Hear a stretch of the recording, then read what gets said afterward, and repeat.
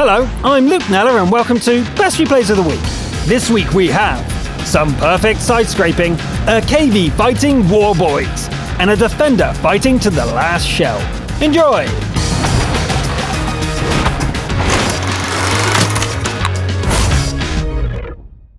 The first replay of the day comes from the North American region, where SU-03 demonstrates how to make the most of an IS-3's armor. It's a famously tough and well-protected tank, but the frontal turret placement isn't great for fighting around corners. The solution is called reverse side-scraping, and, as we can see, it's quite effective. SU has an easy time returning fire, whilst the IS-3 bounces everything thrown at it. A couple of heavies have a go at cracking the steel wall at close range, but it only gets them killed that much faster. The Allies are pressing forward, so SU turns around and goes on the attack as well. The FV-4202P goes down first, followed by a KV-85. A rival IS-3 attacks from the side, but SU reverses in time and the shot bounces off the angled pipe nose. The rival blows up and our steel wall is free to continue mopping up. The OI takes a satisfying hit, but a shot on the Conqueror bounces off. No matter, the game is won. That was like a training video on reverse side-scraping. Nice work, SU-03, and thanks for sharing. Up next, a sniper with top-notch German equipment. Penta Mailand from the EU region brings out the Leopard 1 and goes hunting for big game on highway. The bush looks promising, but a near miss by artillery proves that it will not work. This will be a mobile sniper game, and the enemy scout is the first one to be taken down. The northwestern corner of the map is crawling with enemies. Mailand puts in a single good shot before having to fall back to a more defensible position. Here they come. The sniper deals plenty of damage and helps in keeping the enemy horde at bay. The second kill is a 1-2-1, which is hiding in a crevice for some reason. The Leopard has amazing mobility, and getting out of the crevice is not a problem. Mailand decides to warm up with some parkour and finishes with a neat little cartwheel. Taking out the E-50M would be easy if it didn't have backup. It's all the same in the end, it just takes a little longer. The massive Jagdpanzer is hard to kill at range, so the sniper sprints into close combat.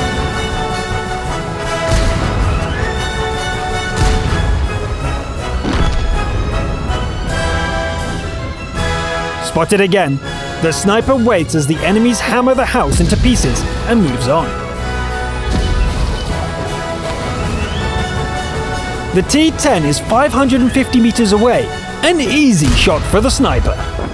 The Jagdpanzer won't be killed from here, but why not soften it up a little? And now to finish the job. A head-on duel is dangerous, but the sniper is up to the task. The sniper charges at the last tank destroyer, which swings its gun around and lands a hit at the last moment. It won't hurt anybody ever again, though. The game is down to the last minute, but victory is in sight. Mailand drives forward and ends the game with a single HE shell. Almost 11,500 damage dealt. No wonder time was running out there in the end. Today's Top Gun comes from the Asian region and features the iconic Panzerkampfwagen Tiger Ost-B, otherwise known as the Tiger II. The Tiger is commanded by Viper 2997, who ends up in a Tier 9 encounter battle on Runeberg. The first clash in the city center doesn't go so well, so Viper changes position and tries again. After another unfortunate hit, the Tiger finds its stride and starts dishing out damage.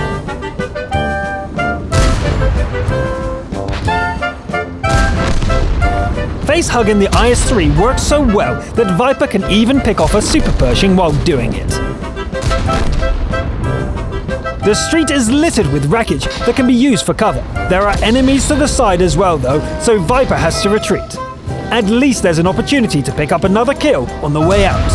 The enemies are all around now, and there are 2 tanks in the lead. Viper goes for the nearest one, but ends up surprising an SPG instead. A second RT kill follows, ending the RT threat.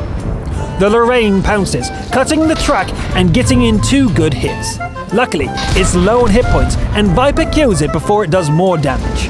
The track gets repaired and Viper rolls straight into an ambush. The Tiger takes a devastating hit and can't take any damage from now on. The fight moves to the street, full of dead tanks, and Viper takes the enemy apart.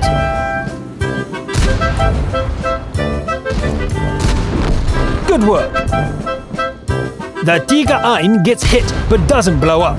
Rather than chase after it, Viper goes looking for the T-34-1. It proves to be an elusive opponent, but eventually its luck runs out. Good game! 9 kills, 6,500 damage, and quite a few shells bounced. A game well played, Viper. Now let's head back to the EU server where Kaiser Imp provides a crucial contribution in a KV-222. The battleground is Fjords, and Kaiser's Soviet Heavy is in the middle tier. The battle gets going as an enemy Electo screams, "Witness me!" and charges to its doom. Mediocre at best, I'm afraid. The ELC is also in a hurry to die. What's with the enemies today? The third victim is at least trying to use some cover. 2 more enemies dash into view and get cut down.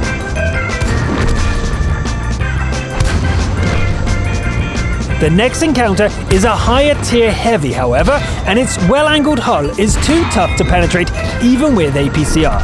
When brute force fails, mobility is the answer. The KV and the VK trade blow after blow, and eventually Soviet armor proves superior.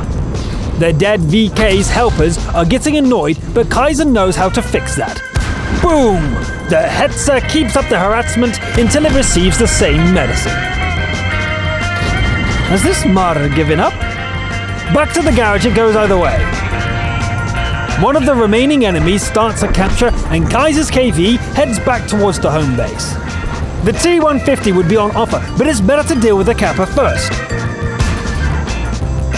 Another face-punching contest begins, but this time Kaiser goes straight for the sidearm. 1 more to go. The opponent is of higher tier and in better repair, but it drives out showing its side and Kaiser takes it apart. Game over. 11 kills with a middle tier heavy, defender and steel wool. Impressive work all around. The last replay comes from the EU region. Sergeant Danny 5056789 drives the IS-6 in a Tier 9 battle on Serene Coast and defends the home base at all cost. Danny joins a force pushing southward, but turns back when the other flank is getting crushed. A smart allied SPG hurries away as the defender gets into position. The IS-3 has a famously inaccurate gun, but Danny seems to be hitting well enough. The southern force has failed as well, and there are enemies on both sides. 2 against 10. It doesn't matter. They shall not pass! The FCM charges and scores a hit before going down. The last ally helps in killing the Ferdinand, and Danny returns the favor by taking out its wrestling partner. The Borsig bounces its first shot, but the second one is a hammer blow. Even worse, the enemy IS-6 kills the last ally, leaving the badly damaged defender alone against 5 enemies. Come on then, all of you! The Tiger blows up and the rival IS-6 is tough as nails, but an APCR round through the driver's hatch sorts it out. There are still 2 Tier 9s out there. Here's the T-10. The first 2 shots do nothing other than giving away Danny's position. Suddenly, the RT turns up behind the defender. A desperate snapshot connects and the SPG retreats without firing. Danny retreats as well, and just in time to avoid a hit from the T-10. What to do now though? Both enemies reappear and a shot from the T-10 breaks the track.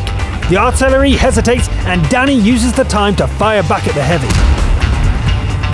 The T-10 bounces a shot and Danny's reply misses entirely. The SPG makes this attack, misses, and gets finished off with a precious APCR shell. Okay, 2 Tier 9s to kill, with 4 armor piercers and 2 armor-piercing composite rigid shells. The T-10 decides to close the range, and Danny punches the second-to-last APCR round into its side. The Jagdtiger is finally spotted, and quick reflexes turn the hit into a bounce. The last APCR is hurled at the lumbering beast, but it fails to penetrate. Just 4 AP shells left. Danny waits for the T10 to come around the rock, but it has actually driven far off to the flank. The defender backs away, keeping both enemies to the front of the tank. Every shot has to count, and the first one bounces off. Danny angles the hull trying to survive, fires at the underbelly of the Jagdtiger, and tracks it without doing damage. Reload, ignore the T10, and yes! The Jagdtiger blows up. The heavies push against each other like sumo wrestlers. The T10 retreats, exposing its underbelly for a moment, and boom! Victory with the last shell. Wow, that is a Thaden's Medal, an epic base defense, and a great finale for the episode. Congratulations, Danny! That's all for this week. I wonder if you've seen any of those replays before. Well, I'm sure you'll tell me in the comments if you have. I'm Luke Neller. Thanks for watching, and I'll see you next time.